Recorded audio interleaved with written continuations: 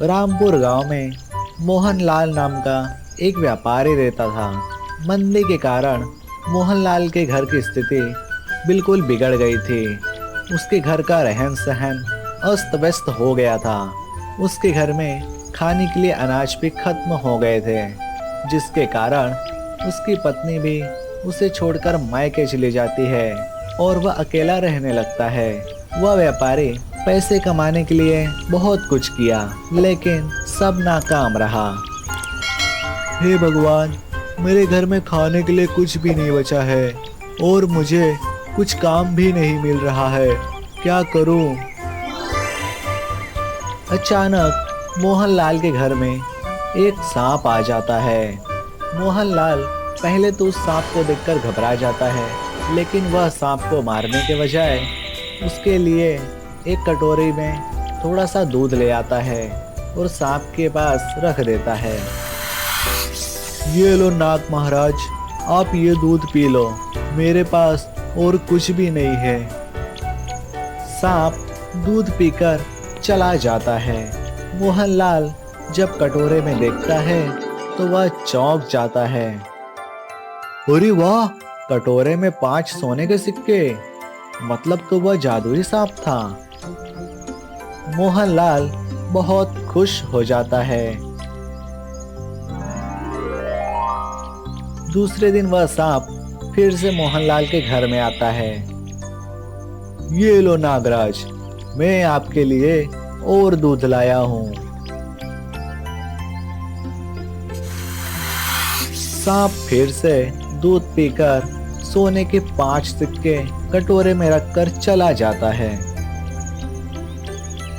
इस प्रकार मोहनलाल रोज जादुई सांप को दूध पिलाता और बदले में 5 सोने के सिक्के पाता। धीरे धीरे मोहनलाल अमीर हो जाता है और एक बड़ा सा बंगला बनवा लेता है और उस जादुई सांप के लिए एक सुंदर सा बगीचा भी बना देता है।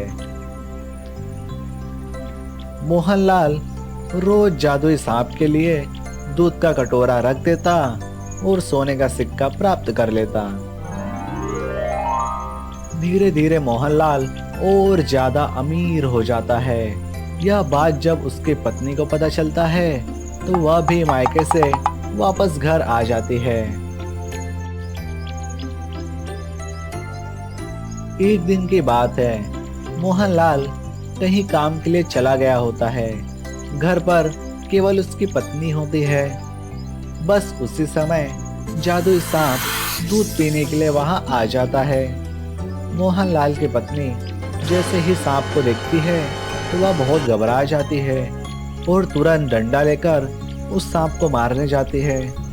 जैसे ही सांप को मारने जाती है तो सांप उसे डस लेता है और तुरंत मोहनलाल की पत्नी की मृत्यु हो जाती है। कुछ समय बाद जब मोहनलाल घर आता है तब, अरे ये क्या हो गया? मेरे पत्नी को सांप ने काट लिया, कहीं वो सांप भी तो नहीं मर गया? हे भगवान, उस बेचारे सांप को कुछ भी ना हो। दूसरे दिन वो सांप फिर से मोहनलाल के आंगन में दूध पीने के लिए आ जाता है तो मोहनलाल उसे फिर से दूध का कटोरा दे देता है। यह देख सांप कहता है,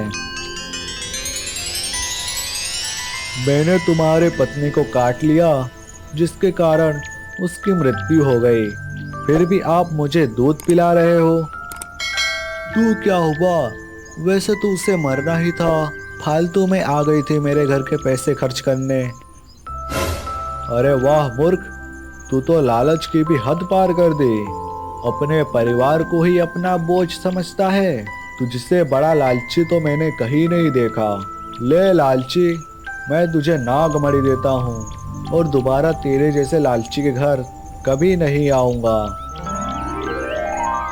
जादुई सांप मोहनलाल को नागमणि दे देता है और वहां से चला जाता है और मोहनलाल अपने लालच पर पश्चाताप करता है।